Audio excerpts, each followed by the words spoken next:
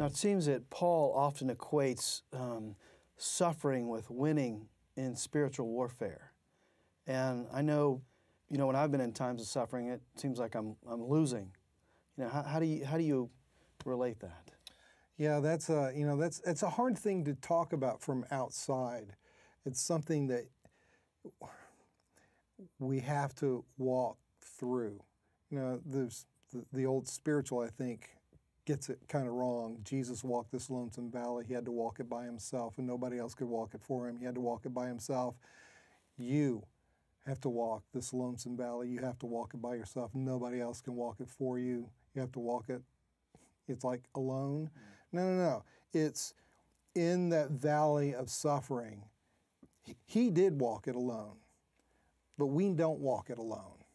And something happens in that valley where you either flip a switch and know that you're not alone, or you really are alone.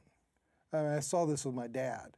My dad slid into senile dementia, and it was just a horrible thing to watch this man who was an educator, who his whole value was what he knew, what he remembered, what he could communicate, just losing that.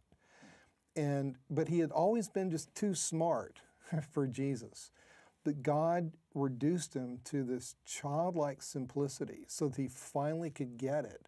What happened on the cross was for him, and that he needed to know that his sins were forgiven, that it wasn't about him being good, it wasn't just about him being him.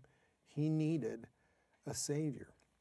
And then I saw my dad have this sense that somebody came into his bubble of pain, and he asked him to come along with him. And so his death was no longer this really lonely thing. It was knowing that somebody was with him, and that's a really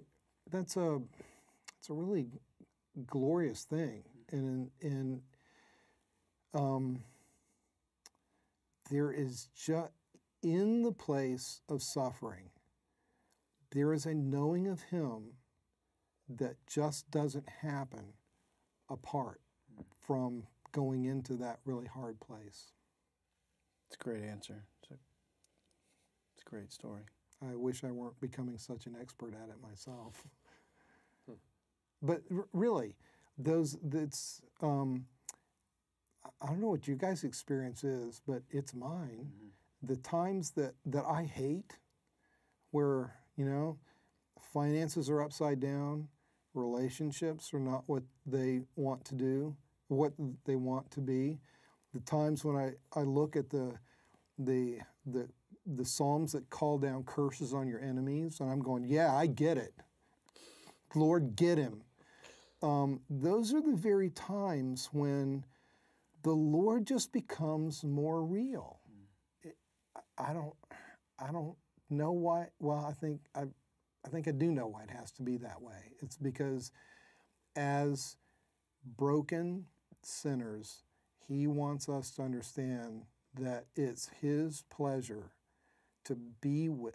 That was His pleasure. He stirred Himself up and came after us when we were lost.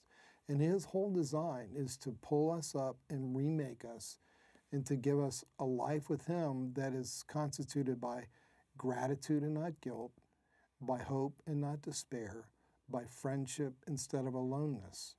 And the only way that He can get our attention is bang, hit us over the head and get our attention so that we're looking at Him and not our circumstances and not the situation we're in.